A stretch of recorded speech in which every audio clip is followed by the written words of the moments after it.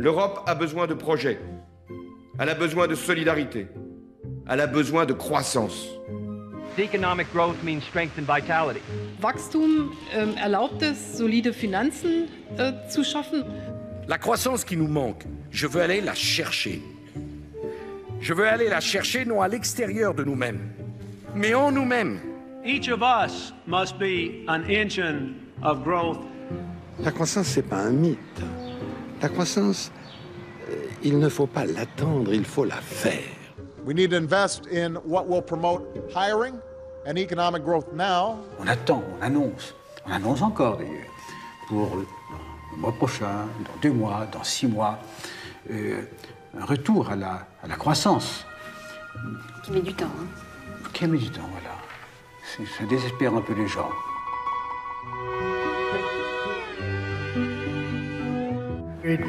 Growth. Mayor crecimiento económico. For growth and jobs. La crescita. La crescita. Wachstum. 세조戦略の Growth. Croissance. The end of growth has already come. La croissance est bel et bien terminée. We will not see Nous ne connaîtrons plus nulle part, et surtout pas en Occident, le niveau de croissance en prospérité ou en production alimentaire que nous avons eu, par exemple, dans les années 1980-1990. Cette époque est révolue. La croissance ne reviendra pas, principalement pour une raison qui a été formulée de façon humoristique par un grand économiste américain, Kenneth Boulding, de la façon suivante: celui qui pense qu'une croissance exponentielle infinie est possible dans un monde fini est soit un fou, soit un économiste. Prenons un exemple un peu particulier. Que se passerait-il si un petit hamster ne cessait de croître? Un hamster double son poids toutes les semaines jusqu'à l'âge de 6 à 8 semaines. S'il ne s'arrêtait pas et continuait de doubler à intervalles réguliers, eh bien à l'âge de 1 an, il pèserait 9 milliards de tonnes et pourrait ingurgiter la production mondiale annuelle de maïs en une seule journée. La croissance est de plus en plus difficile, surtout dans les économies occidentales, en raison de la convergence de 3 facteurs. Le premier, c'est l'augmentation du prix du pétrole. Le deuxième, c'est les coûts croissants des impacts du processus industriel, principalement le changement climatique. Le troisième, c'est notre dépendance extrême à la dette qui sert à stimuler la croissance depuis plusieurs décennies. Je suis fermement convaincu que si l'on regarde le monde d'aujourd'hui et qu'on se demande « Peut-on imaginer un meilleur système financier? Peut-on imaginer un meilleur système énergétique ou un meilleur système alimentaire? Peut-on imaginer un meilleur système de transport ?» Partout autour de nous, il y a des exemples vivants et pratiques qui montrent qu'on peut faire beaucoup mieux. Notre défi, c'est de les rassembler, de les mettre sous le nez des politiques en leur disant « Qu'est-ce que vous attendez? Toutes les solutions sont là. »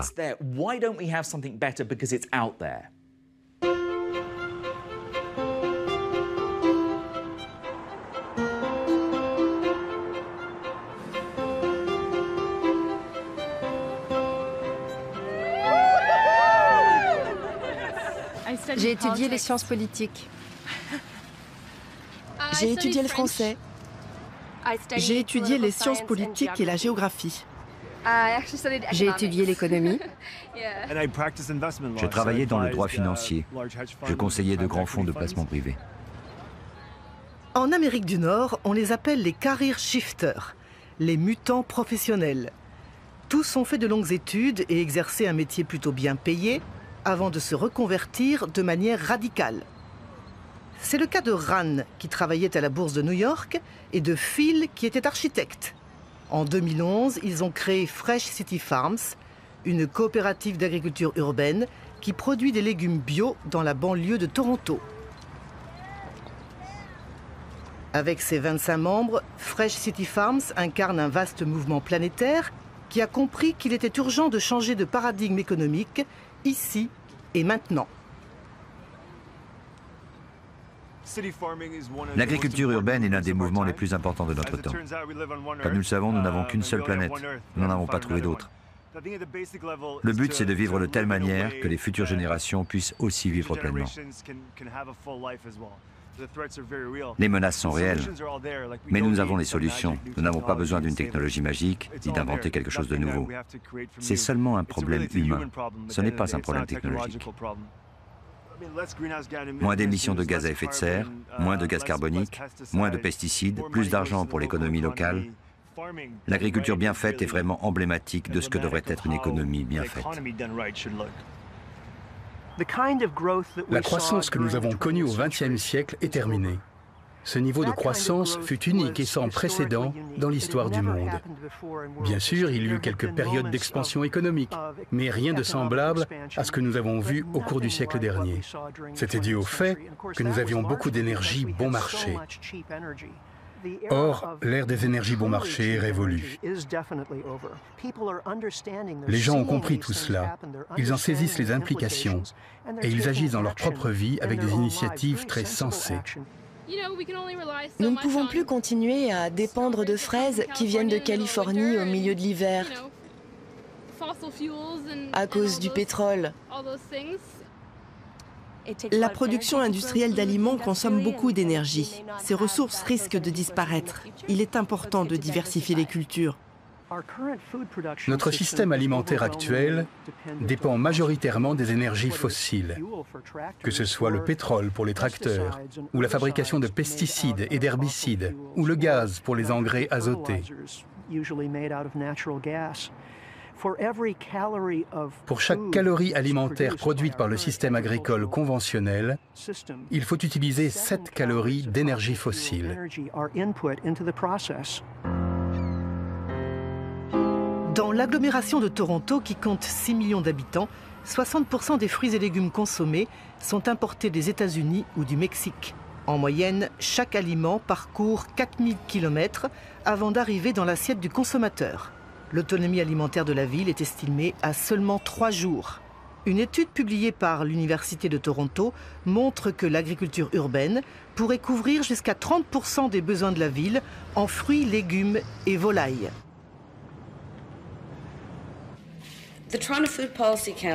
Le Conseil de Toronto pour la politique alimentaire demande un soutien supplémentaire de la ville pour l'agriculture urbaine qui permet de remplir plusieurs objectifs municipaux clés, comme le renforcement des liens de voisinage, le développement économique, la durabilité environnementale et un système alimentaire centré sur la santé. En 1991, la municipalité a créé le Toronto Food Policy Council pour développer un plan de stratégie alimentaire où l'agriculture urbaine joue un rôle clé. Aujourd'hui, la ville compte 4500 jardins potagers privés et 120 jardins communautaires installés dans des parcs municipaux. Une politique volontariste qui fait de Toronto l'une des capitales nord-américaines du mouvement pour une alimentation durable.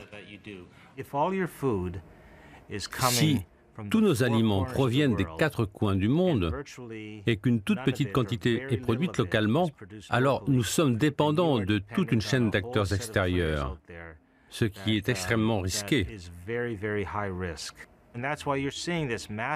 C'est pourquoi il existe aujourd'hui un mouvement global et massif d'agriculteurs urbains qui ont compris tout cela, qui l'ont internalisé et qui ont lancé un peu partout des expériences pour rénover ce système qui, tôt ou tard, va s'effondrer.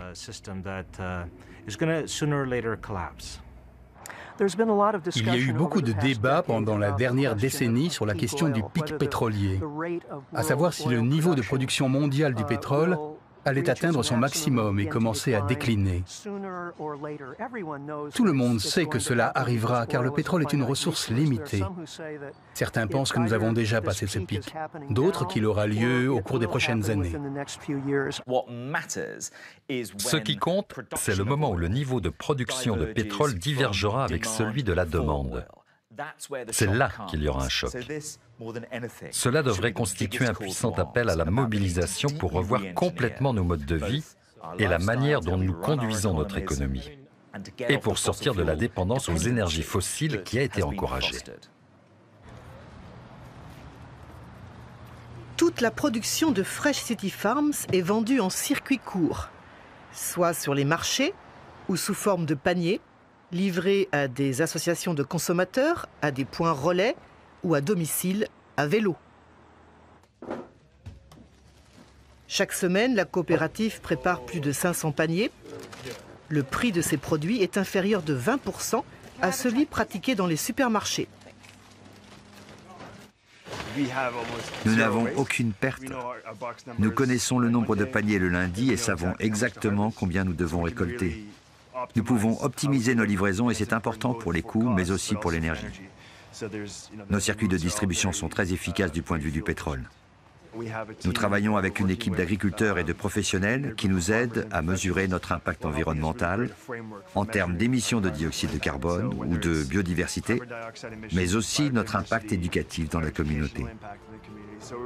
Tout cela est ancré dans ce que nous faisons.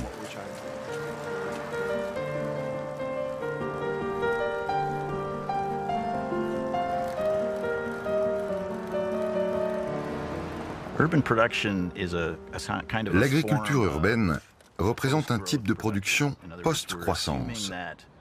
L'idée, c'est qu'on doit moins dépendre du marché traditionnel pour se nourrir. Derrière, il y a la question récurrente des failles de notre modèle économique qui n'intègrent pas ce que nous appelons les externalités, c'est-à-dire ces coûts que personne ne paie aujourd'hui. Les agriculteurs urbains internalisent ces coûts. Par exemple, ils réduisent la pollution, ils produisent des aliments sains et d'une haute qualité. Ils se battent pour définir un nouveau concept de performance dans un modèle économique qui ne reconnaît pas les valeurs qu'ils mettent en œuvre.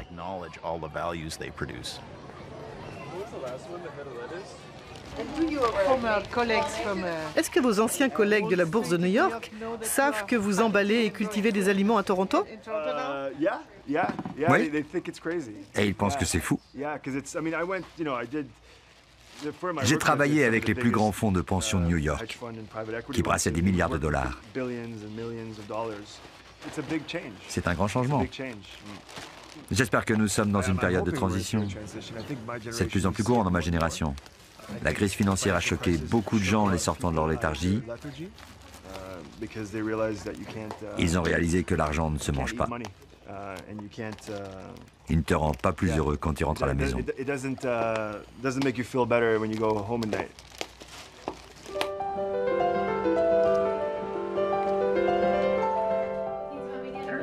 Ran et sa femme Mélanie se sont rencontrés pendant leurs études de droit. Aujourd'hui, elle travaille comme juriste dans une organisation humanitaire et elle soutient totalement son mari, même s'il gagne beaucoup moins d'argent qu'avant. Le couple a revu à la baisse son niveau de consommation et dénonce l'obsession du toujours plus qui menace l'avenir de la planète et de leur petite fille. Nous sommes en face d'énormes problèmes. Le futur n'est pas clair. Du point de vue environnemental et social, nous ne savons pas si la Terre pourra continuer à supporter notre manière de vivre et si nous serons capables de changer nos modes de vie à temps. Je pense que les gens pourraient être plus heureux s'ils consommaient beaucoup moins et beaucoup mieux. Je ne dis pas que les consommateurs et que la décision de mieux consommer peuvent à eux seuls changer le monde. Je vois plutôt comme un moyen de changer la politique. Bien sûr, manger bio et local est important d'un point de vue personnel, mais pour créer un changement systémique, il faut que les politiques soient là.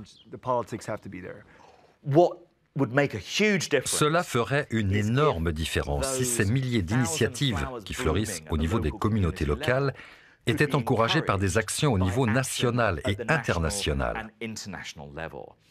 Alors, grâce à un cadre différent, nous pourrions multiplier et diversifier toutes ces petites initiatives et commencer à voir le changement à la vitesse et à l'échelle nécessaire.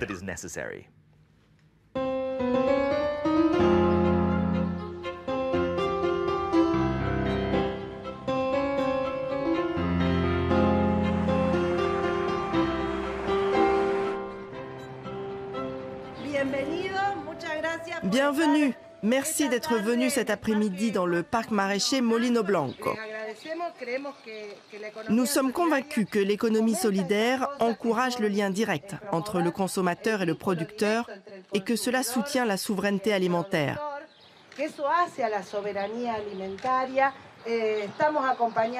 Nous sommes accompagnés de Ida, la présidente de l'association civile du réseau des maraîchers et maraîchères de la ville de Rosario.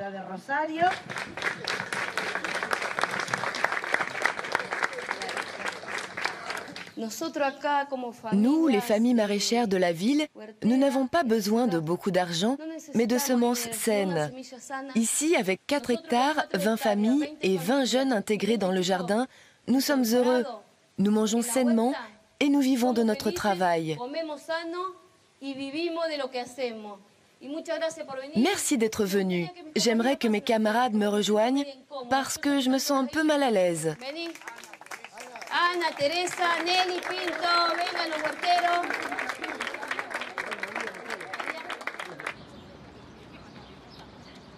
Avec son million d'habitants, Rosario est considérée comme l'une des capitales mondiales de l'agriculture urbaine. Distinguée par un prix des Nations Unies, la ville compte aujourd'hui plus de 300 maraîchers professionnels installés sur 22 hectares de terrains municipaux. Une centaine de jeunes sont actuellement en formation. Ce programme exceptionnel a été conçu au début des années 2000, au moment de la grande crise économique qui avait plongé des millions d'Argentins dans le chômage et la pauvreté. À sa tête, Antonio Latuca, un ingénieur agronome passionné d'agroécologie. C'est lui qui a convaincu la municipalité de soutenir l'agriculture urbaine comme un moyen de lutte contre l'exclusion sociale. Le programme d'agriculture urbaine est né de la crise de 2001. Nous avons eu alors des conditions exceptionnelles que nous n'avions jamais espérées, même en rêve. Ce fut un moment d'explosion. C'est pourquoi nous disons que les crises constituent des opportunités pour que les structures qui sont généralement rigides bougent, pour que des brèches s'ouvrent, permettant de donner des impulsions nouvelles à des causes dont la société a besoin. Au moment de la crise, Rosario comptait 30% de chômeurs, comme Ida et son mari Damian, qui ont connu la misère et le désespoir avant de devenir des piliers du programme d'agriculture urbaine. Fais voir la photo où ils t'ont expulsé. C'était quelle date? La voilà. Protester ailleurs. Oui, c'est là qu'ils m'ont arrêté. Ils ne voulaient pas qu'on voie que c'était la crise. Elle était piquetera et Ida Pinto est devenue une chef d'entreprise qui travaille avec toute sa famille.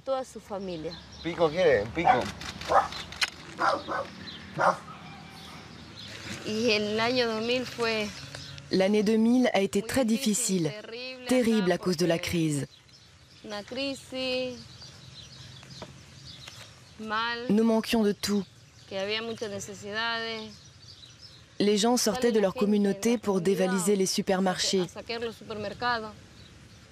Ce n'est pas parce qu'ils étaient des délinquants, mais parce qu'ils avaient faim.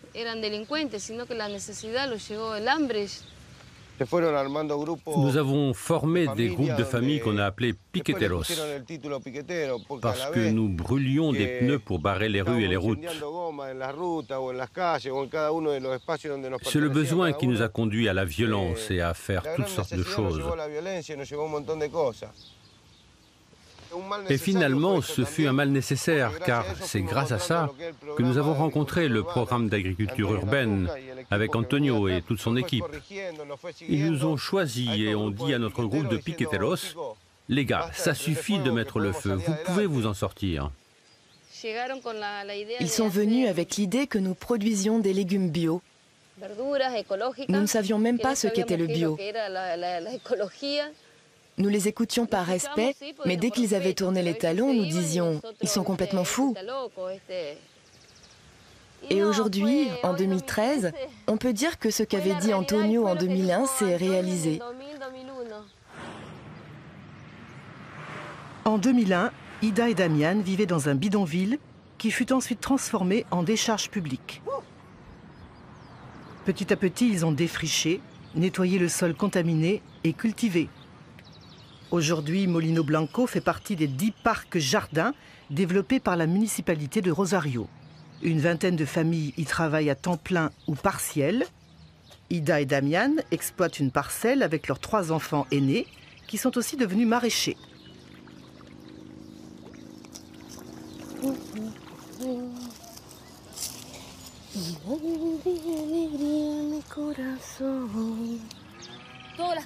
Tout ce que vous voyez ici, c'est nous, les familles qui l'avons fait, comme les arbres. C'est super de se lever le matin pendant l'été, un verre de maté à la main, et d'entendre chanter les oiseaux en pleine ville. Si seulement cela pouvait se reproduire partout dans le monde. Parce que c'est sain, très écologique, nous n'utilisons pas de poison et nous ne faisons de mal à personne. Tout est naturel. Je pense qu'ici, c'est la base d'une alternative pour changer le monde.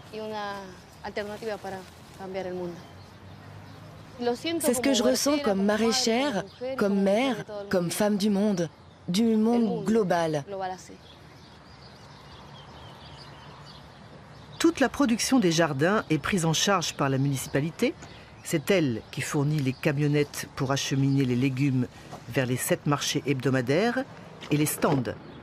La démarche d'économie sociale et solidaire se double d'une volonté affirmée de limiter les émissions de gaz à effet de serre et de lutter contre les effets du réchauffement climatique. Depuis une vingtaine d'années, Rosario, comme Toronto, est victime de violentes inondations qui causent d'importants dégâts humains et matériels. En multipliant les espaces cultivés dans la ville, l'agriculture urbaine permet d'absorber les surplus d'eau. Rosario constitue aujourd'hui une référence latino-américaine pour le développement soutenable. Les villes doivent décider ce qu'elles veulent être et Rosario a décidé qu'elle voulait être une ville soutenable, solidaire, avec une économie sociale très forte et responsable par rapport au changement climatique. Si nous ne disons pas à la société que ce qu'elle fait quotidiennement affectera l'avenir des générations futures, de nos enfants et petits-enfants, si nous ne mettons pas en œuvre des politiques qui génèrent certes des débats, mais qui permettent de changer le paradigme social, nous ne pourrons pas nous mobiliser. Si nous ne faisons rien contre le réchauffement climatique, l'économie mondiale va être définitivement et dramatiquement altérée. Elle ne va pas s'effondrer complètement parce que certaines parties du monde, notamment les pays riches, seront capables de survivre, mais de très nombreux pays dans les parties les plus pauvres du monde vont s'effondrer. Selon les travaux les plus sérieux qui existent, selon ceux du GIEC, il faudrait que les pays riches réduisent de 4% par an d'ici 2050 leurs émissions de gaz à effet de serre pour qu'on reste à l'intérieur d'une élévation de la température à la surface du globe de 2 degrés. Si en plus on ajoute à cet impératif vital celui de la croissance, c'est comme si on appuyait sur l'accélérateur d'émissions au moment où il faut freiner très fort. Car la croissance est dans tous les cas un accélérateur de pression écologique. Pour moi, le principal problème, c'est que nous ne voulons pas penser à long terme. Il nous faut une vision à long terme pour pouvoir privilégier les mesures à long terme plutôt qu'à court terme.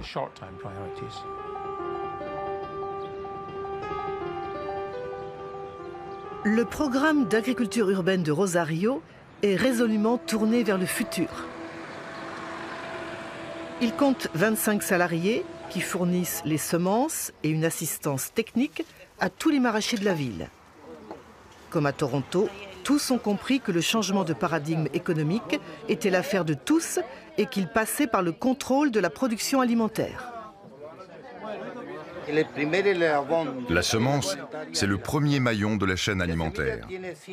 Et la semence représente un symbole de transformation très fort, parce que c'est d'une semence que naît une plante nouvelle. Et le symbole d'une plante nouvelle, c'est aussi le symbole d'une société qui s'approche. Nous sommes convaincus que nous faisons un travail très important. Et nous espérons que nous pourrons changer la société. Nous essayons de former un compost social pour pouvoir avancer et construire une société plus juste et plus résiliente. Résiliente, ça veut dire quoi? C'est une société qui est prête à affronter, par exemple, le réchauffement climatique, la violence et tout ce qui nous attend. Nous prétendons humblement nous préparer à tout cela partout où nous vivons. Nous sommes déjà en marche et nous continuerons.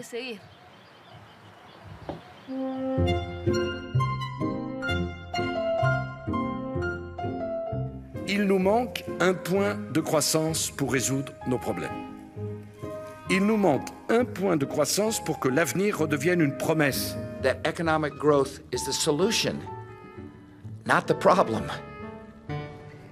La croissance économique dépend de ressources matérielles. Les ressources matérielles sur une planète finie sont limitées. La fête devra donc bientôt s'arrêter, comme finira par s'arrêter l'abondance matérielle. Si on considère que le monde et que l'économie ne représentent qu'un sous-système d'un système écologique plus large, il est évident que le sous-système ne peut pas croître au-delà des limites du système total. Prenez la population du bétail, des maisons, des voitures, des bateaux. Tout cela constitue un poids sur l'environnement. Tout cela nécessite l'apport de ressources naturelles, mais aussi la capacité d'absorption des déchets matériels générés dans l'environnement. Il semble donc clair que la croissance devra s'arrêter à un moment. La chose la plus importante pour moi, c'est de commencer à construire le changement, ainsi que les institutions d'une société post-croissance.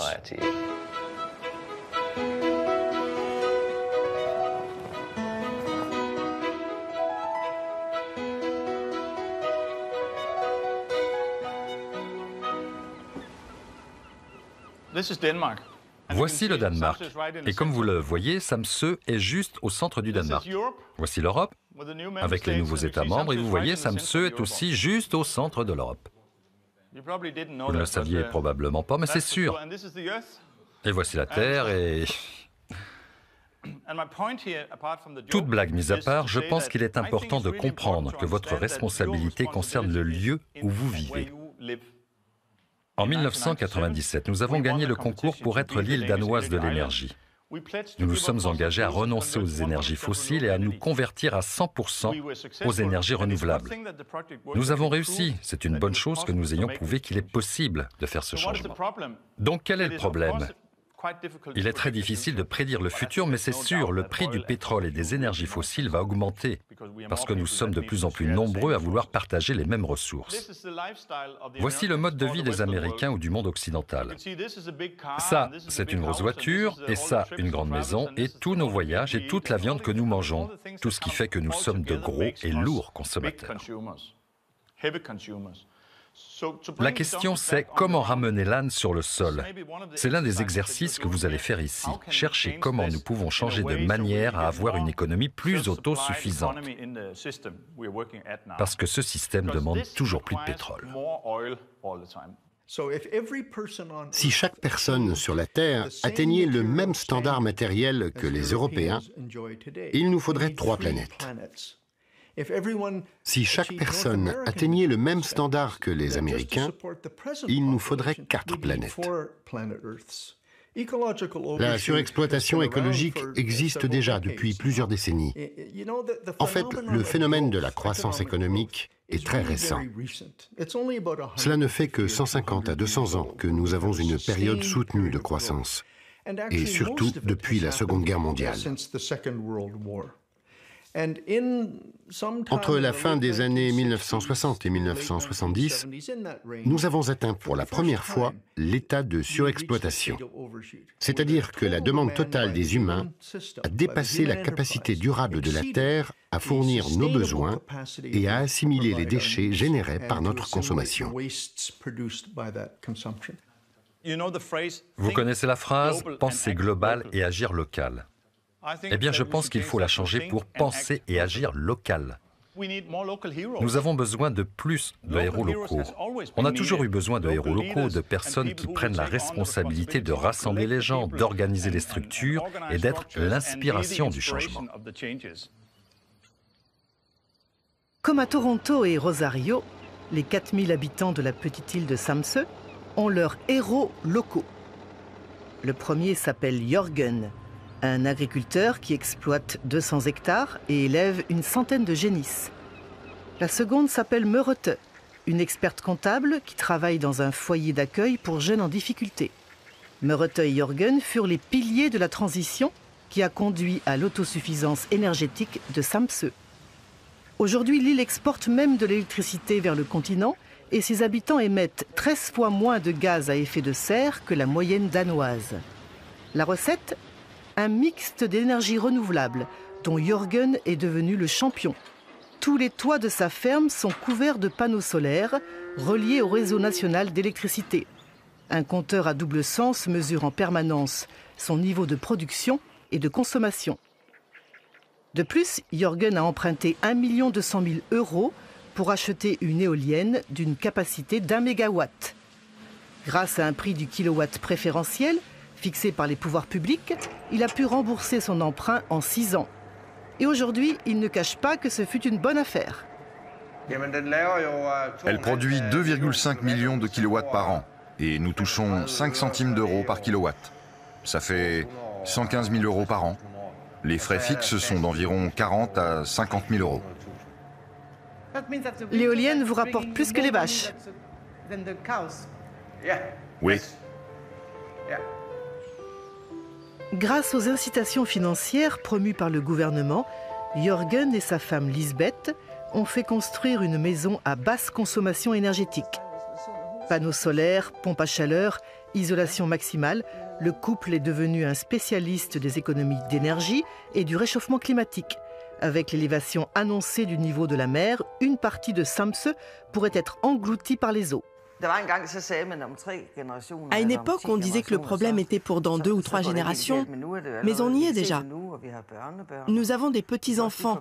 Je suis inquiète pour leurs enfants. En 5 ans, nous sommes devenus neutres du point de vue des émissions de CO2. Nous avons créé de l'emploi et gagné de l'argent, et ça continue. Il faut agir, et pas juste bavarder. C'est la clé. Agir et pas bavarder. Il faut le courage de le faire. Oui. Il est vraiment très important que nous agissions de manière proactive plutôt que réactive. Il est impératif que nous ayons une économie post-croissance et post-carbone. Mais elle ne viendra pas toute seule. Elle est certes inévitable, mais le plus tôt nous commencerons à la préparer et plus grandes seront nos chances de réussite. Le fait que les communautés locales puissent investir dans des projets énergétiques permet aux gens d'être connectés aux enjeux et d'être rassurés quant à l'avenir de l'énergie. Cela fournit aussi des revenus financiers au niveau local. Cette idée de relocaliser l'énergie et l'alimentation constitue le fondement de la société post-croissance. Le succès de Samsø se résume en 2 principes clés. Propriété locale et collective des énergies renouvelables. Toutes les éoliennes installées sur terre ou en mer appartiennent à des structures publiques, comme la municipalité, de petits groupes d'actionnaires locaux ou à des coopératives. Jørgen préside l'association des propriétaires des 10 éoliennes offshore. La plus grande coopérative compte 330 membres, comme Inge, qui a investi 6 500 € récupérés au bout de 9 ans. Les coopérateurs sont originaires de Samsø, mais aussi du continent. La principale motivation pour entrer dans le projet, c'est le souci de l'environnement. Par leur investissement, les membres souhaitent réduire activement les émissions de CO2 du Danemark.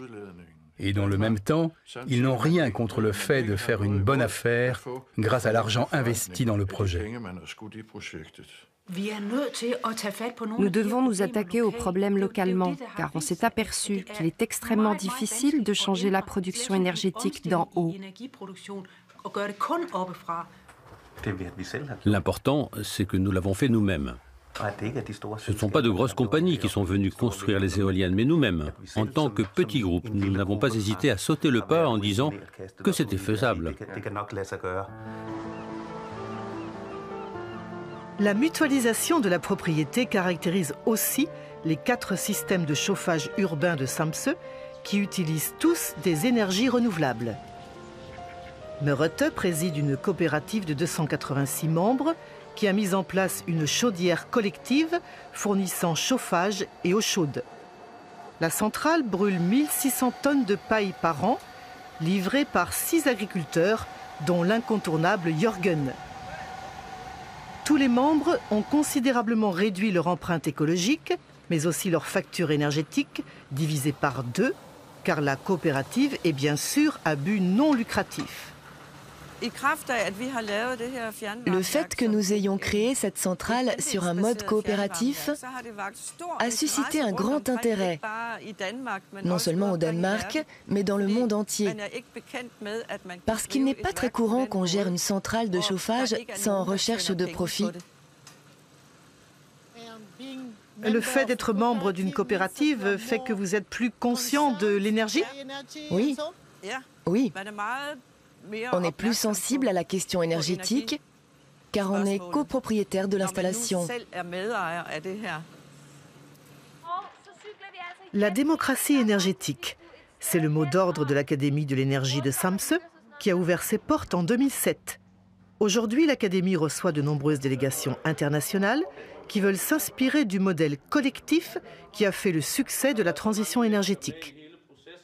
Pour Søren Hermansen, son directeur, le changement de paradigme économique passe par une revalorisation de ce que l'on appelait autrefois les communs.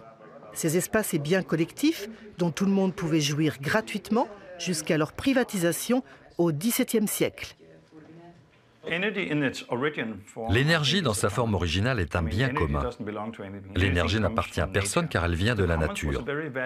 Autrefois, les communs avaient une grande valeur dans la société car chacun avait besoin d'y avoir accès, sinon c'était difficile de survivre. Avant les actes d'enclosure et avant l'appropriation des bienfaits de la nature par des intérêts privés, chaque communauté avait des communs dont chacun avait le droit de bénéficier.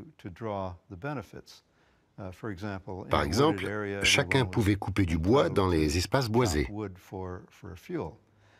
Chacun pouvait ramasser les noisettes et les fruits qui poussaient, ou faire paître les moutons sur les pâturages communautaires. Nous devons redéfinir ce que sont les communs, ou définir de nouveaux communs. Par exemple, l'atmosphère, qui n'était pas considérée autrefois comme un commun, est devenue un commun. Nous avons maltraité l'atmosphère en laissant n'importe qui y déverser des polluants. Nous avons besoin d'un processus qui permette de gérer les communs à une échelle globale. La notion de commun est un concept fondamental de la nouvelle économie.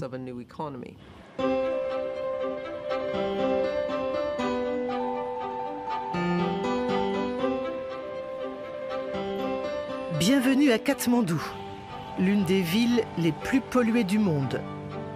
En 30 ans, sa population a été multipliée par 7 pour atteindre 1 500 000 habitants. La plupart sont des familles paysannes qui ont fui la misère des campagnes.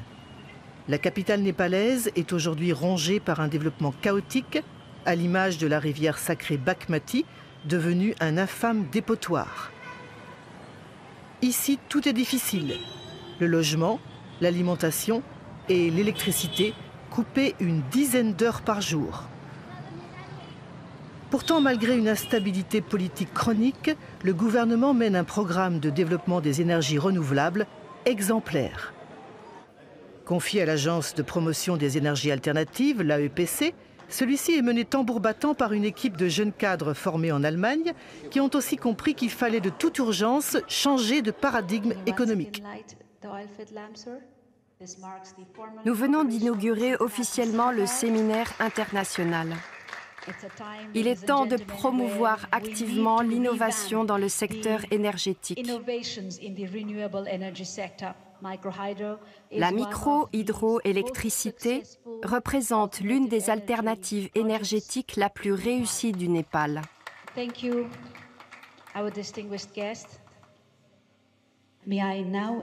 J'invite au podium le Dr Govind Raj Pokharel, le directeur exécutif de l'AEPC. Quand on observe les données des émissions de gaz à effet de serre, on voit que nous ne sommes pas les pollueurs. Si on compare les États-Unis, le Canada, l'Allemagne et d'autres pays avec le Népal, on voit que nous sommes loin derrière. Nos émissions de gaz à effet de serre par tête d'habitant sont quasi insignifiantes. En revanche, si on observe la vulnérabilité par rapport au changement climatique, le Népal est au 4e rang mondial. À cause du réchauffement climatique, les glaciers et la neige fondent. Le Népal souffre de plus en plus de pluies très violentes. Et cette année, nous avons connu des effets désastreux. Il y a un dicton qui dit « Si tu voyages dans le mauvais train, il est préférable de descendre dès que tu peux ». Nous sommes sur une trajectoire très sombre. Et notre responsabilité, c'est de sauver la planète. Nous ne pouvons pas acheter une autre planète. Impliquons les communautés dès maintenant en leur transmettant le message qu'il faut promouvoir les énergies renouvelables et que c'est la bonne solution pour chacun d'entre nous, pour nos enfants et petits-enfants.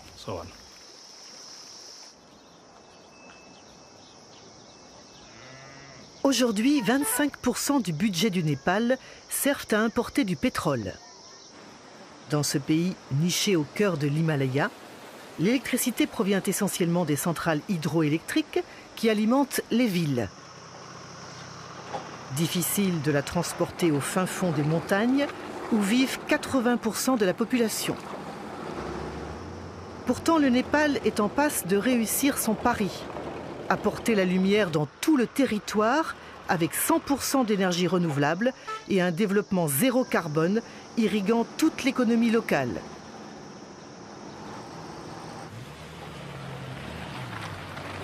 Après 2 jours de voiture, voici le district de Kandebas, situé à 350 km de Katmandou. Ces 4000 habitants ont de quoi être fiers. Ils sont totalement indépendants du point de vue énergétique grâce à un mixte de micro-hydroélectricité et de biogaz. Et bien sûr, Kandebas a son héros local. Dil, professeur d'anglais, qui a étudié et travaillé à Katmandou avant de revenir dans son village natal pour participer au développement de sa communauté.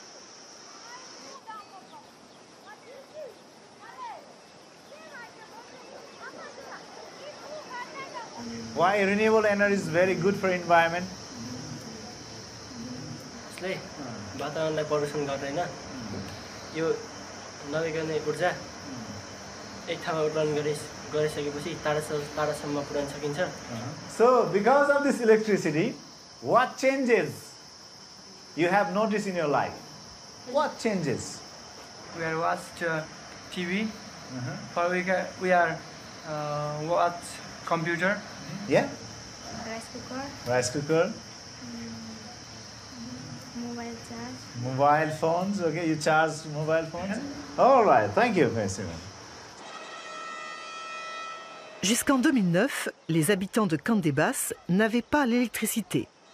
Ils ont sollicité l'aide de l'AEPC pour construire une centrale de micro-hydroélectricité baptisée Dharam Kola, du nom de la rivière qui traverse le village. Le projet a été entièrement conçu par la communauté en collaboration avec une ONG locale. Le gouvernement a fourni 30% des fonds nécessaires à la construction. Pour être raccordé au réseau, chaque famille devait fournir 2 mois de travail en nature et une contribution financière de 8000 roupies. Le reste du financement provenait d'un emprunt collectif. Les propriétaires de la centrale de Dharam Kola, c'est toute la communauté. Tout le monde a travaillé pour ça. Construit le canal, le bâtiment, porté les matériaux, les poteaux. Toute la responsabilité de la maintenance est prise en charge par la communauté. Ainsi, le projet est plus durable. Ce projet a permis de créer de l'emploi, d'augmenter les revenus des familles. Il a aussi apporté de l'autonomie économique à toute la communauté. Quel est le rôle du gouvernement ? Le gouvernement est celui qui met en musique. Son rôle est de créer l'environnement pour que les usagers, le secteur privé, la société civile, tous les acteurs puissent trouver ensemble la meilleure solution. Sans la participation de tous et la propriété collective des projets, le développement ne sera pas durable. D'un point de vue social, les gens acquièrent le pouvoir d'organiser leur propre développement. Juridiquement, la centrale de micro-hydroélectricité appartient au comité des usagers qui compte plus de 300 familles. Lors de l'Assemblée générale de 2013, Deal, le secrétaire du conseil d'administration, a annoncé une bonne nouvelle, la fin du remboursement du prêt collectif contracté 4 ans plus tôt. Toutes nos dépenses et recettes mensuelles sont inscrites dans ce document. À chaque dépense indiquée correspond une facture. Vous pouvez vérifier à tout moment les factures et tout autre point. C'est votre droit. D'après le rapport d'aujourd'hui, nous sommes clairement en bénéfice. Que faire de ce bénéfice? Où l'investir? Nous allons en discuter. Nous utiliserons les bénéfices générés pour le développement de notre communauté. Nous pourrions dépenser les bénéfices dans l'éducation, la santé et les transports. Si nous utilisons cette ressource selon nos besoins, ça nous permettra de ne plus être dépendants de l'extérieur.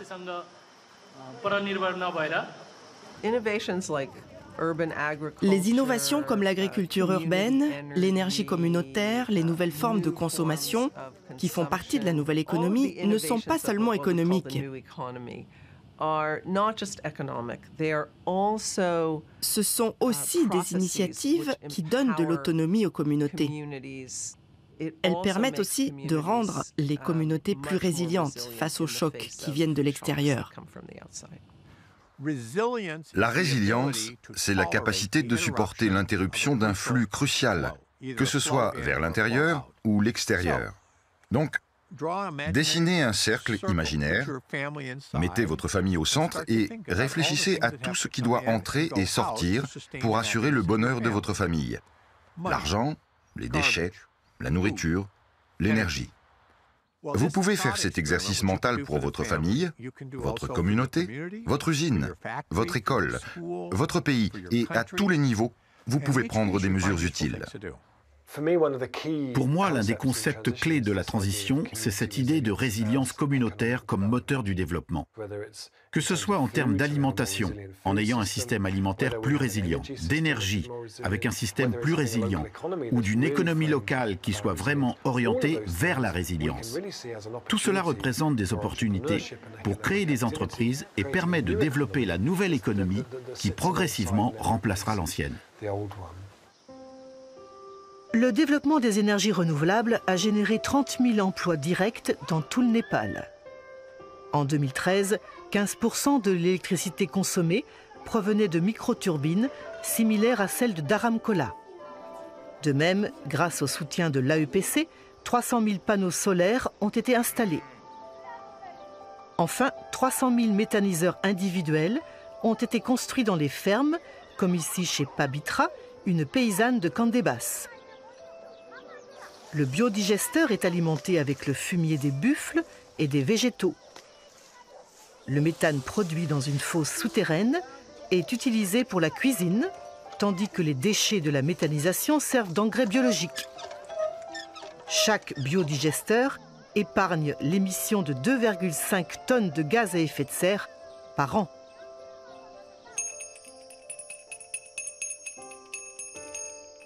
Résultat, 1 million de foyers népalais consomment aujourd'hui une énergie propre et renouvelable.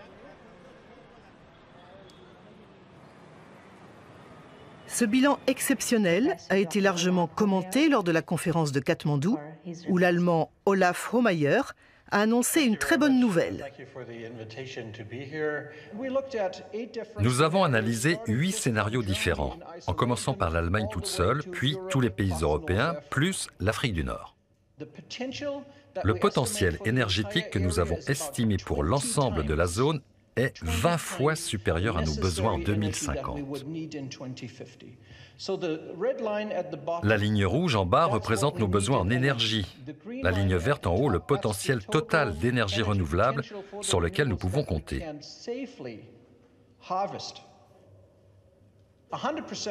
Un approvisionnement en électricité 100% renouvelable est possible en 2050. Et si nous voulons aller vite, nous pouvons y arriver dès 2030.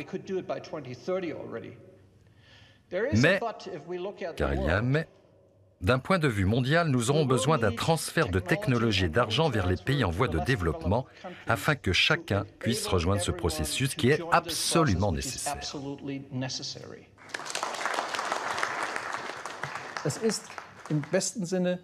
C'est dans l'intérêt des pays développés de faire en sorte que les pays en voie de développement ne passent pas par le même modèle de développement qui fut historiquement le nôtre. L'Allemagne, par exemple, est devenue riche grâce au charbon de la Ruhr. Nous ne pouvons absolument pas nous permettre de répéter ce scénario 5 fois. Nous devons aider les pays en voie de développement à sauter directement toutes ces étapes. Si nous n'assumons pas notre responsabilité, alors nous ruinons l'avenir de nos enfants et de nos petits-enfants. Car nous laisserons une planète inhabitable à cause du réchauffement climatique.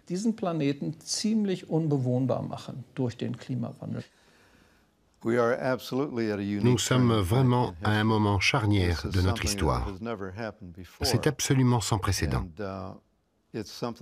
Cela représente une grande opportunité, mais aussi un grand danger. Notre défi, c'est de protéger ce qu'il y a de meilleur en nous, de croire en ce qu'il y a de meilleur en nous et de créer des conditions qui permettent une amélioration plutôt que l'effondrement.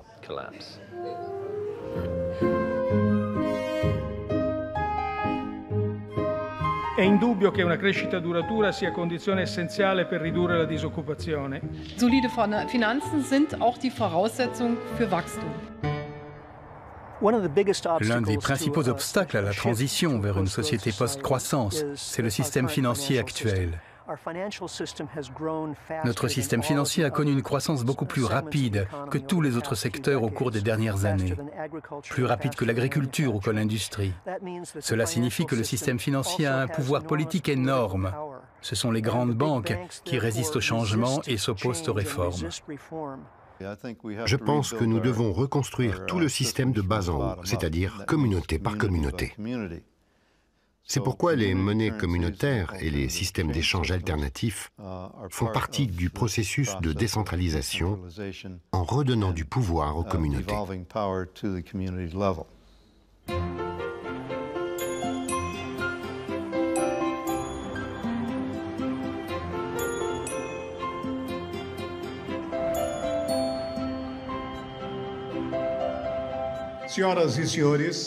Mesdames, Messieurs, nous allons procéder à la cérémonie de remise du prix Objectif du développement du millénaire de l'ONU 2013 de l'Association internationale des conseils économiques et sociaux à l'Institut Palmas.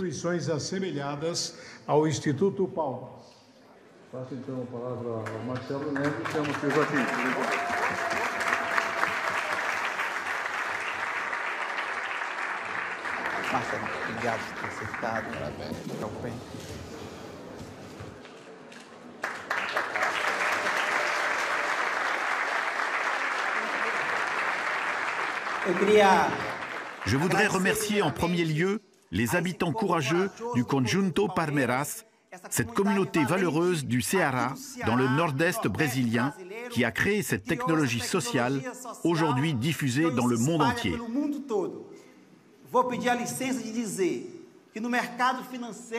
Face au marché financier, qui est dominé par une majorité d'hommes, comme l'Assemblée d'aujourd'hui, je voudrais dédier ce prix à la Banque Palmas, dont 70% des salariés et 95% des clients sont des femmes. Elles sont au quotidien à la base de la pyramide qui est en train de construire et de reconstruire l'économie de ce pays.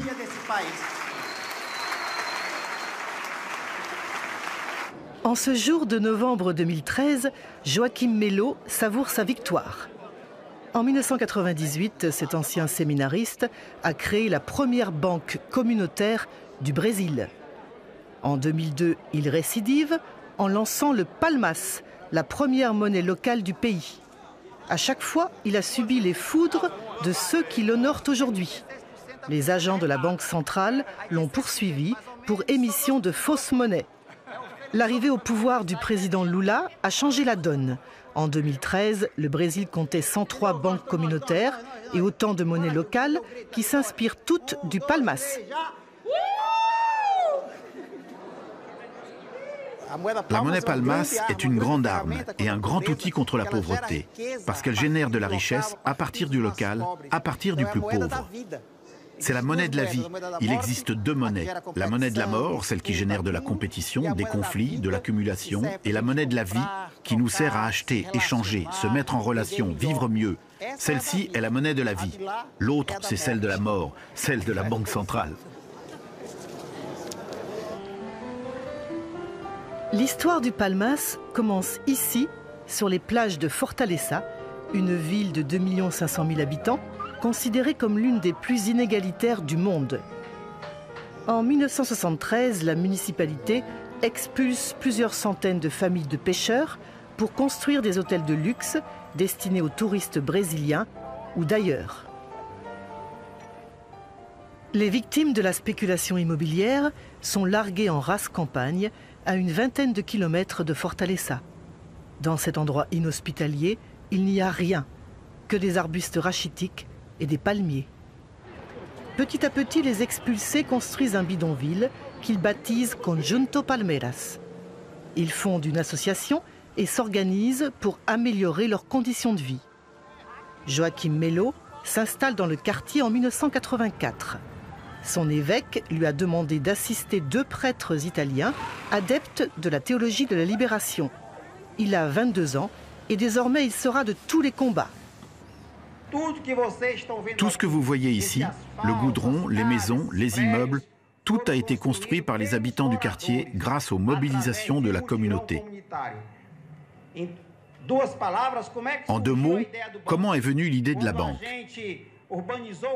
Quand nous avons urbanisé ce quartier, quand nous avons construit les égouts, apporté l'eau et l'électricité, les habitants continuaient d'être très pauvres économiquement. Ils ont commencé à vendre leurs baraques et à partir vers d'autres banlieues plus éloignées. C'est là que nous avons eu l'idée de créer la banque communautaire Palmas, avec la philosophie de produire et de consommer au sein de la communauté. C'est pour ça que la banque travaille avec 2 monnaies, le Real et le Palmas, qui est notre monnaie locale. Aujourd'hui, la banque Palmas emploie une trentaine de salariés qui ont tous grandi dans le Conjunto Palmeiras. Sa caractéristique, c'est qu'elle appartient à la communauté et que sa gestion est collective. Tout habitant du quartier peut y ouvrir un compte sans aucune condition de ressources. Un vrai privilège dans un pays où 40% des citoyens n'ont pas accès aux services bancaires pour cause de pauvreté. De même, en vertu d'un accord passé avec le gouvernement, chacun peut y payer ses factures d'électricité ou toucher sa retraite en réal, la monnaie nationale. Mais l'originalité de la banque Palmas, c'est qu'elle émet sa propre monnaie, le Palmas, qui équivaut à 1 réal. Pour s'en procurer, les habitants peuvent changer des réals en Palmas ou contracter un microcrédit en monnaie locale. L'avantage, c'est que chaque paiement effectué avec des Palmas donne droit à une ristourne automatique de 5%. Le territoire de circulation de la monnaie locale, que Joaquim préfère appeler monnaie sociale, est strictement limité au Conjunto Palmeiras et c'est précisément ce qui fait sa force. Si je vous donne un billet de 10 réals, vous allez les prendre, monter dans un bus et partir au centre-ville. Ce billet est parti du quartier et il n'a rien généré. Mais si je vous donne un billet de 10 palmas, c'est sûr que vous allez acheter dans le quartier. La personne chez qui vous allez acheter va acheter chez une autre, et ainsi de suite. En moyenne, chaque palmas qui sort de la banque fait 5 tours, c'est-à-dire qu'il est utilisé pour 5 achats et qu'il génère 5 richesses jusqu'à ce qu'il soit de nouveau échangé. Avec le palmas, on ne peut rien faire d'autre que d'acheter ou de vendre. C'est cet acte d'achat et de vente qui génère du travail, de la richesse et un vrai développement. En 1997, nous avons réalisé la première cartographie de la production et de la consommation dans le Conjunto Palmeiras. À l'époque, à peine 20% des habitants faisaient leurs achats dans le quartier. 80% achetaient à l'extérieur. C'est pour ça que nous étions pauvres. 15 ans plus tard, 93% des gens font leurs achats dans le quartier et seulement 7% à l'extérieur. La courbe s'est complètement inversée grâce au travail que nous avons fait avec la monnaie sociale, la Banque Palmas et toute la communauté qui s'est organisée pour stimuler cette culture de la consommation locale. En 15 ans, le Conjunto Palmeiras a complètement changé de visage. Plus de 240 entreprises ont vu le jour, principalement des artisans et des commerçants qui couvrent les besoins fondamentaux des 30 000 habitants du quartier. Près de 2000 emplois ont été créés. Une révolution silencieuse qui a bouleversé la vie d'Otaciana et de sa famille. Dernière d'une fratrie de 11 enfants, Otaciana avait 16 ans quand Joachim lui a proposé de suivre un stage d'initiation à l'économie sociale et solidaire. Aujourd'hui, elle est cadre à la Banque Palmas. Ses parents faisaient partie des expulsés de 1973 et ils n'ont pas oublié les souffrances du passé. Il y avait beaucoup d'enfants qui souffraient de malnutrition à l'époque? Oui, il faut que je te dise qu'à cette époque, il y avait beaucoup d'enfants qui mouraient à cause des pénuries, de l'absence d'égout. Il n'y avait rien à manger, pas d'égout. Tout manquait. Quand j'avais un peu d'argent, j'allais faire des courses à l'extérieur du quartier. J'achetais des œufs dans de petits commerces. Tout était cher et difficile. Aujourd'hui, on a tout à proximité et on peut consommer au sein de la communauté. C'est bon pour l'activité économique. C'est sûr que je n'ai pas du tout envie de quitter le Conjunto Palmeiras pour aller ailleurs. Je veux vivre ici autant que je peux. Otaciana et le Conjunto Palmeiras, c'est la même chose parce que je suis la communauté et la communauté, c'est moi. Si j'arrêtais de vivre au Palmeiras, je serais une autre personne. À la Banque Palmas, Otaciana dirige le service des microcrédits, ouvert à tout habitant du Conjunto Palmeiras. Les crédits à la production sont accordés en réal pour permettre l'achat de fournitures ou d'équipements à l'extérieur du quartier. Le taux d'intérêt est compris entre 1,5 et 3%. En revanche, les crédits à la consommation sont accordés en palmas et leur taux d'intérêt est nul. Dans ce dispositif de microfinance solidaire, les citoyens sont considérés comme des prosommateurs, des acteurs économiques qui sont à la fois des producteurs et des consommateurs, œuvrant pour un développement territorial durable. L'économie solidaire, cette nouvelle forme d'économie, place l'être humain au-dessus de tout. Nous savons qu'il est important de produire et de consommer pour que nous puissions subvenir à nos besoins. Il est important de consommer parce que chacun a besoin d'un bon vêtement et de bonnes chaussures. Mais nous pouvons le faire sans exploiter, sans maltraiter, sans agresser l'environnement et les autres.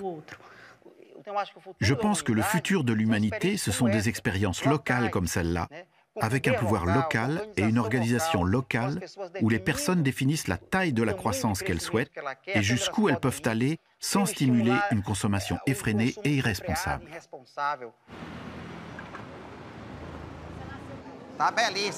Vous êtes belle, détendez-vous.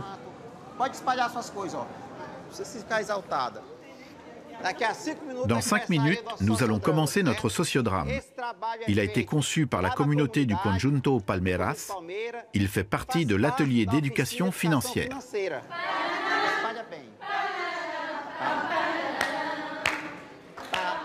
Dans le modèle économique basé sur la croissance, la consommation est vue essentiellement comme le débouché de la production et pas du tout en référence à des besoins humains ou sociaux mis en délibération.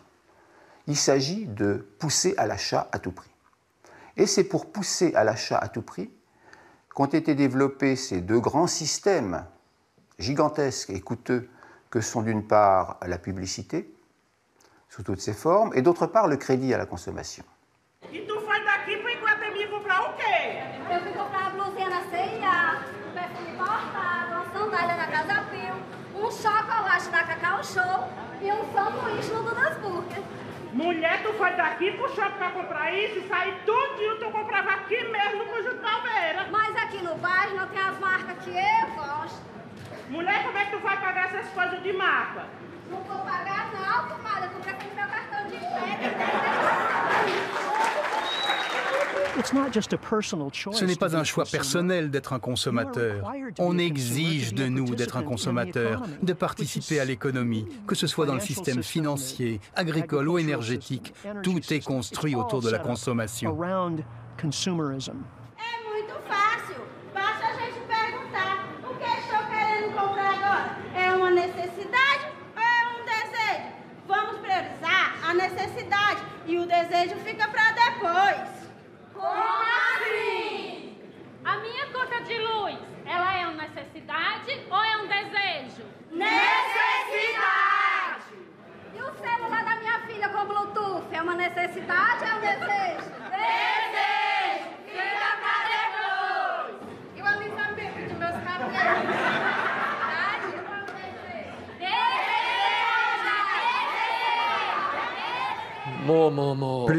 Plus ne marche jamais. Plus de nourriture vous rend malade. Plus de biens vous endettent. Plus de dettes vous rend instable. L'hypothèse selon laquelle plus équivaut à mieux est tout simplement fausse. Il est temps de se concentrer sur le mieux.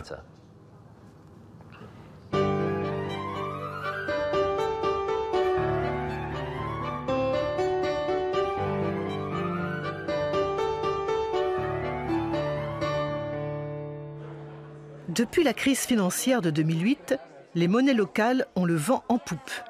En 2013, on en recensait plus de 2000 à travers le monde. Une trentaine avaient été créées ou étaient en cours de création dans les pays germanophones et une vingtaine en France. À l'instar du palmas, toutes appartiennent à des communautés et sont liées à un territoire géographique strictement limité. Comment expliquez-vous que l'agriculture soit l'objet de débats intenses depuis 30 ou 40 ans, que l'énergie représente un vrai casse-tête depuis déjà plusieurs décennies, mais que l'argent ne faisait pas partie des discussions, alors qu'il sous-tend toutes les autres activités? Notre système monétaire officiel est considéré comme neutre. La plupart des économistes partent de ce principe, alors que nous savons tous ici que ce n'est pas vrai. Si nous continuons à nous accrocher à l'idée d'une monnaie unique, liée à la dette bancaire, nous laissons le pouvoir à un lobby qui n'a rien à voir avec la démocratie et les valeurs que nous défendons.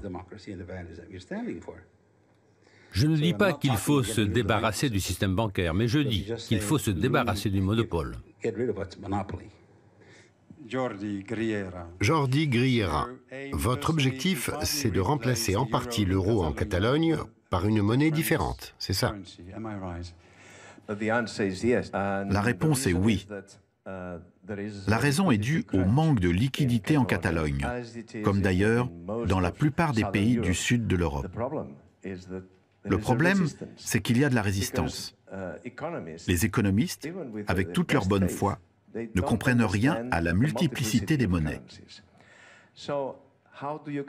Comment les convaincre? Je leur dis que le XXe siècle fut celui de la centralisation. La monnaie centrale appartient au passé. Le XXIe siècle, c'est l'ère des monnaies multiples. Nous pensons à 3 niveaux. L'un sera l'euro, la monnaie globale pour échanger avec d'autres pays, une monnaie catalane et aussi une foule de monnaies locales qui auront chacune leur spécificité. L'une des choses intéressantes que nous enseigne l'histoire, c'est que les empires qui ont duré longtemps avaient des monnaies multiples. Ils avaient des moyens d'échange pour le commerce et la finance internationaux, et d'autres uniquement pour organiser l'économie locale. Pour pouvoir être résilientes, les sociétés ont besoin de monnaie locale. En cas de rupture du système plus large, elles pourront ainsi continuer à acheter des aliments ou à travailler.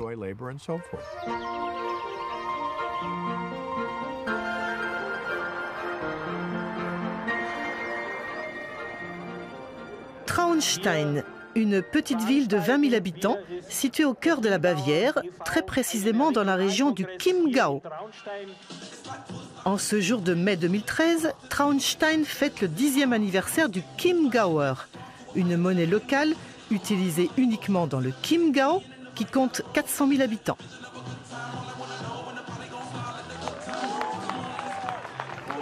À 32 ans, Heike est une utilisatrice convaincue. Elle change régulièrement des euros parce qu'elle sait qu'une partie de la somme sera versée à la crèche parentale où vont ses enfants. Change-moi 100 euros. 70, 80, 96 plus 4 font 100 Chiemgauer. Pour toi, Heike. Dépense bien ton argent, ça servira à soutenir ta crèche. C'est bien, non? Oui, je trouve aussi. Quand j'ai adhéré à l'association du Chiemgauer, j'ai sélectionné un projet que je voulais soutenir. Pour moi, c'est la crèche parentale. 3% de mes dépenses en Chiemgauer sont systématiquement reversées à la crèche. En général, les associations sont sous-financées. Ce petit coup de pouce financier est plutôt bienvenu. De plus, c'est une motivation pour utiliser le Chiemgauer comme moyen de paiement. Je trouve ça très bien que le Chiemgauer circule dans la région, car ça permet de soutenir les entreprises locales et de sortir de la grande consommation en se concentrant sur les besoins essentiels. On ne peut pas spéculer avec le Chiemgauer. Non, les billets doivent être utilisés dans un délai de 3 mois. Sinon, il faut les revaloriser pour qu'ils puissent continuer à circuler. Un Chiemgauer perd 2% de sa valeur tous les trimestres. Par exemple, on voit que ce Chiemgauer est valide jusqu'au 1er octobre. Avant le 1er octobre, il faudra donc acheter un timbre de revalorisation équivalent à 2% de sa valeur pour qu'il puisse continuer à circuler. Le Chiemgauer est ce que devrait être une monnaie, à savoir un symbole d'échange et un moyen d'échange, et pas un moyen de gagner de l'argent. Le Chiemgauer est ce que l'on appelle une monnaie fondante. Son but est d'encourager la consommation et l'investissement dans l'économie réelle et de décourager la spéculation qui caractérise aujourd'hui 95% des transactions financières mondiales. Comme le Palmas, le Chiemgauer ne peut être thésaurisé ni emprunté avec un taux d'intérêt. Aujourd'hui, la monnaie bavaroise représente un modèle pour de nombreuses initiatives européennes qui veulent en finir avec les effets pervers du système des taux d'intérêt. Quand les usagers ont trop de Chiemgauer et veulent les épargner, ils peuvent le faire, mais sans taux d'intérêt. Cela nous permet d'accorder des prêts à taux zéro, ce qui évite de mettre les gens sous la pression de la croissance. Avec ce système, à terme, l'économie n'aurait plus besoin de croître. Le problème avec le système monétaire actuel, c'est que si je suis, par exemple, un chef d'entreprise, eh bien, je suis obligé de croître pour rembourser les intérêts de mes emprunts, sinon je ne peux pas survivre. C'est pourquoi nous avons besoin d'un système monétaire où le taux d'intérêt est nul pour que l'économie arrête de croître. Notre système monétaire n'est pas compatible avec un développement soutenable parce qu'il génère des contraintes de croissance en raison du mécanisme des intérêts composés. Concrètement, ce système mécanique permet de multiplier l'argent très facilement. Or, cet argent ouvre le droit à des biens matériels, ce qui crée une pression sur l'économie réelle qui doit suivre avec la production. Ce décalage entre l'économie réelle et l'économie financière ne peut que créer des crises. En 2013, 500 000 Chiemgauer étaient en circulation pour un chiffre d'affaires équivalent à 7 millions d'euros. En 10 ans, plus de 350 000 Chiemgauer ont été versés à 200 associations locales. L'argent provenait des timbres de revalorisation générés par la fonte de la monnaie, mais aussi de la taxe de 5% payée par les entreprises qui ont changé leur surplus de Chiemgauer en euros. Les 5%, pour moi, c'est un cadeau que je fais à ceux qui utilisent le Chiemgauer. Mais ça ne vous gêne pas de perdre un peu d'argent ? Non, car cet argent reste dans notre région. L'association des pompiers, les bandes de musique, tous en profitent. Moi aussi j'en profite parce que les gens reviennent chez moi pour acheter mes produits. Lieber Gott, wir danken dir für das gute Essen hier. Secrétaire de direction, Heike a pris un congé parental pour élever ses 3 enfants. Son mari, Alexandre, travaille comme ingénieur dans une grande entreprise allemande. Tout ce que vous mangez ce soir a été produit localement ? Non, ce n'est pas possible. Mais nous essayons d'acheter local, le plus possible. Nous pouvons manger la saucisse fabriquée tout près d'ici, plutôt que de manger une saucisse qui a été trimballée sur toute la planète. C'est ça que nous voulons soutenir. Nous vivons dans la société du jetable et pour moi il est important de montrer aux enfants qu'il y a d'autres voies possibles et que chacun doit commencer quelque part. Que pensez-vous du système monétaire actuel ? Il comprend d'énormes risques parce qu'on n'arrête pas de faire fonctionner la planche à billets et de créer de la dette pour rien de raisonnable ni de durable. Tout est basé sur le court terme. C'est un système explosif, c'est sûr. Nous avons eu une crise il y a 3 ans et je doute que ce ne soit la dernière. Elle peut revenir n'importe quand. Ça va être très dur de reprendre le système en main. Les monnaies locales ou régionales présentent l'avantage qu'elles peuvent stabiliser l'économie. Une économie plus petite, plus modeste et écologiquement plus soutenable, qui est surtout découplée des grands flux globaux de finances et de ressources. Est souverain non pas celui qui a beaucoup d'argent, mais celui qui a peu de besoins. C'est une phrase de Nico Pech. Mais aujourd'hui, le titre est « En marche vers la sobriété ». Nico, je te passe le micro.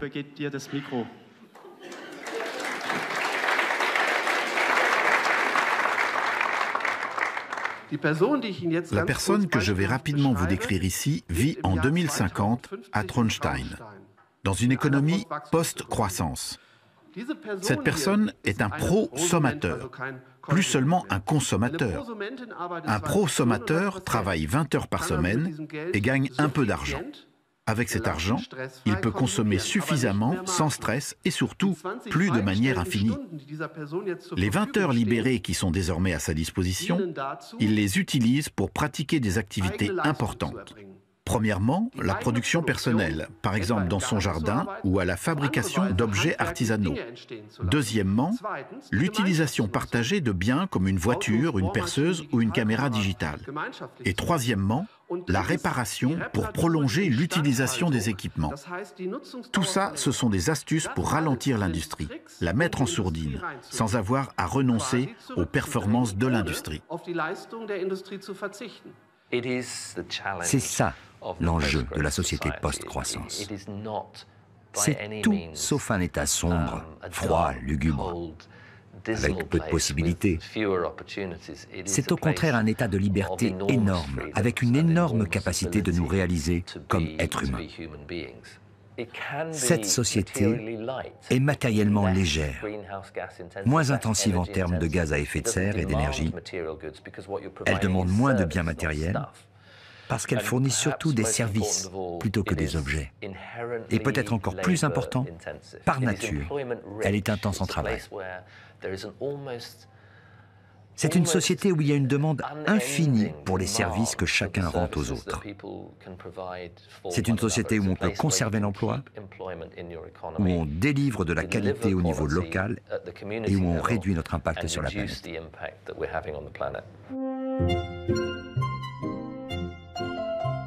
Nagpamaras tayo nakahangahangang 6.8% GDP growth noong 2012. 今年上半年国内生产总值增长7.6%。 By simply raising women's employment rates to the level of men, GDP would jump significantly. by 5% in the US, 9% in Japan, 10% in South Africa.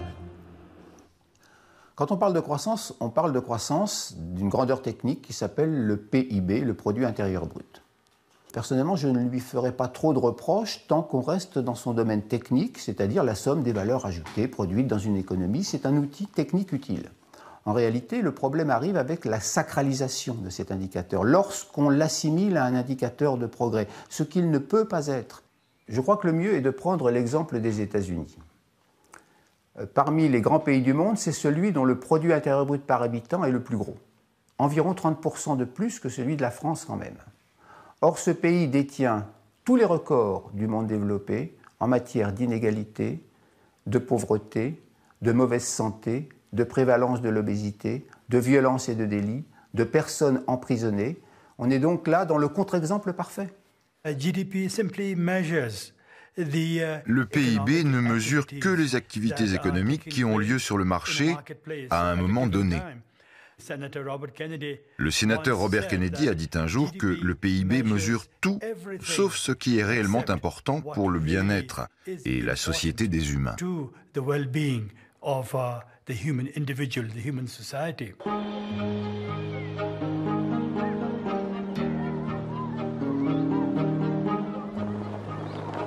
Bienvenue au Bhoutan, le pays du bonheur national brut. Conçu par Sa Majesté Jigme Wangchuk en 1973, le BNB est considéré comme l'une des alternatives les plus abouties au PIB. Depuis l'avènement de la démocratie parlementaire en 2008, il inspire toute la politique publique du petit royaume. Coincé entre les géants chinois et indiens, le Bhoutan a longtemps vécu replié sur lui-même, loin des turbulences de la modernité et de la croissance. Avec un PIB de 1 milliard d'euros, il est considéré comme l'un des pays les plus pauvres de la planète. Pourtant, il représente aujourd'hui un modèle, celui d'une société post-croissance en marche, qui est à l'origine d'une résolution des Nations Unies approuvée par 67 pays. En 2013, le Bhoutan a remis un rapport à la demande de l'ONU. Intitulé « Le bonheur vers un nouveau paradigme de développement », il a été rédigé avec la collaboration de plus de 60 experts internationaux, dont Tim Jackson, Richard Heinberg ou William Rees. Je pense que c'est l'une des nouvelles les plus optimistes, enthousiasmantes et formidables de l'histoire récente. Un petit pays a compris que le produit intérieur brut n'a rien à voir avec le bien-être humain. Et que si on veut le bonheur des gens, il faut s'attacher à des choses bien plus capitales que la stimulation de notre capacité à consommer. Le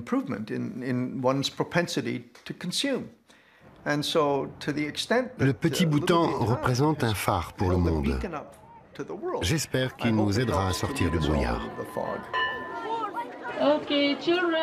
Les enfants, bienvenue à chacun d'entre vous. Bienvenue aux parents et aux enseignants, anciens ou nouveaux. Nous ferons tout notre possible pour éduquer véritablement pour le bonheur national brut. Et même, comme c'est le cas ici à l'ELC, pour le bonheur universel. En 2010, le gouvernement a publié une directive exigeant de tous les établissements scolaires qu'ils introduisent l'enseignement du BNB dans leur programme. L'ELC est aujourd'hui considéré comme une école pilote dont les pratiques inspirent de nombreux enseignants du pays. Quand on nous a confié la mission d'éduquer pour le BNB, nous avons essayé d'établir des connexions entre toutes les activités que nous faisons dans l'école et les 4 piliers du BNB. Les 4 piliers du BNB sont la conservation de la nature, la promotion de la culture, le développement d'une économie soutenable et la bonne gouvernance. Prenons le premier pilier du BNB qui est symbolisé par le tigre. Le Club Nature, par exemple, permet aux enfants de produire leurs propres aliments bio. Ils trouvent ainsi une alternative aux aliments industriels emballés qui polluent l'environnement. C'est comme cela que les enfants établissent des connexions. En 4 ans, l'ELC a bouleversé son programme d'enseignement. Désormais, il se divise en 2 sections strictement égales, les matières académiques et l'apprentissage des life skills, les compétences liées à la vie quotidienne. Ici, tous les élèves apprennent à cultiver un jardin biologique ou à recycler les plastiques qui sont lavés, découpés, avant de servir de bourre dans des coussins vendus au profit d'un hôpital. Pour l'équipe de Dekishoden, le BNB a entraîné une révolution pédagogique résumée en 2 objectifs clés, le développement de l'autonomie et des capacités de résilience des enfants. Je pense que l'enseignement doit être ancré dans le contexte du monde réel. Il s'agit de comprendre où en est le monde, quels sont les enjeux et quelle place nous occupons dans le cadre plus large des choses. Where do we fit in the bigger scheme of things? You have only done your part really well as a teacher. Pour moi, les enseignants et les adultes ont vraiment joué leur rôle dans la vie des enfants quand ils ont su leur transmettre le pouvoir ou les aptitudes qui leur permettent de devenir des acteurs du changement. Empowered to take a change, to be a change maker. Dans le même temps, nous devons apprendre à nos enfants ce que signifie la résilience, le fait d'être ferme, d'être capable de résister aux tentations et de dire non. Quand on est une personne résiliente, on est capable de surmonter beaucoup d'obstacles dans la vie. Cela nous permet de pouvoir faire face à toutes sortes de forces contraires qui pourraient être la cause de notre malheur. Je pense que c'est une qualité très importante et que nous devons aider les enfants à l'acquérir. De prime abord, ça a l'air un peu simpliste. Éloignons-nous du PIB qui ne marche pas et passons au bonheur national brut qui tombe sous le sens. Tout le monde veut être heureux. Mais en fait, c'est très profond car cela implique une refonte complète des systèmes de base de la société.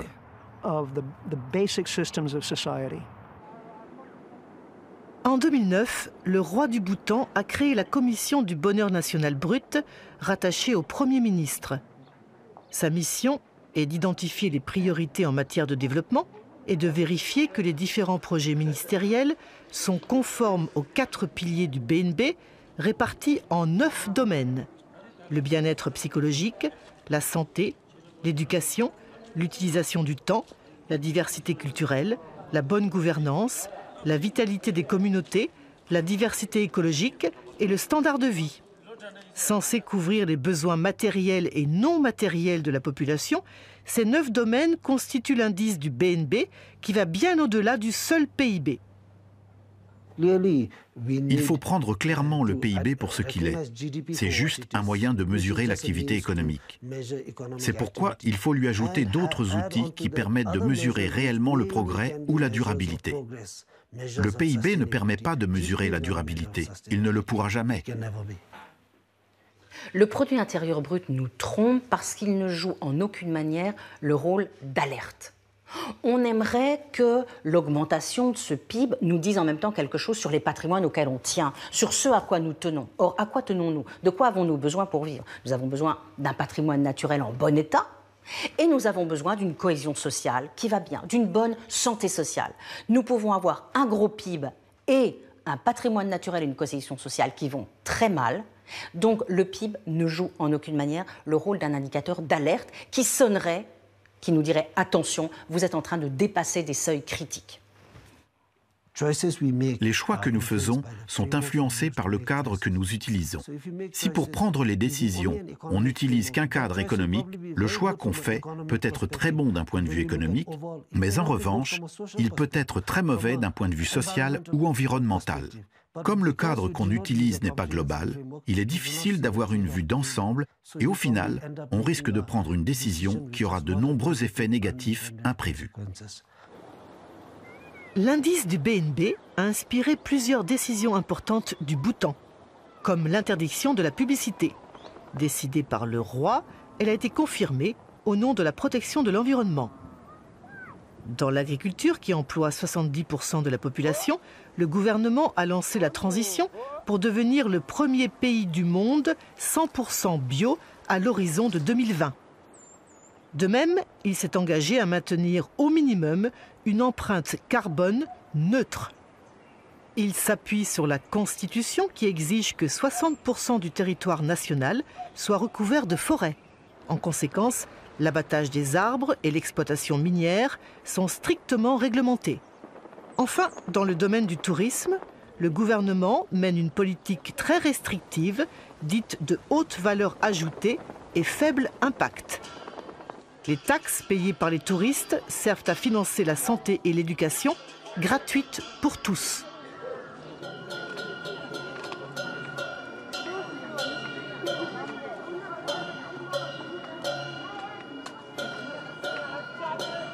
Nous pouvons nous tourner vers un meilleur mode de vie dans ce monde, simplement en mettant de côté et en reléguant dans le passé tout ce que nous possédons, afin de nous ouvrir au futur. Nous avons des visionnaires qui sont en train d'esquisser les scénarios du possible et nous devons les écouter. I'm learning in this school that even as young as I am at the current age, I can help the world become a better place to live in. We think that we have all the trees in the world and all the oxygen in the world, but we don't. We have a limited supply, and we need to step up so that we use all of it and take away all the beauty of the world. Actually, you can only obtain true happiness if you can achieve universal happiness. So it's like not always me, me, me. It's like a whole community, society, all together. When all of them, if they are happy, then only it's true happiness. For me, happiness is sharing with everyone, making everybody happy, and making sure that no one's left out or behind. And everybody say, I Tout le monde dit « je peux ». Vous pouvez tous devenir des solutionneurs de problèmes. Et quand vous serez adultes, vous serez de formidables citoyens du monde. Okay, 1, 2, 3.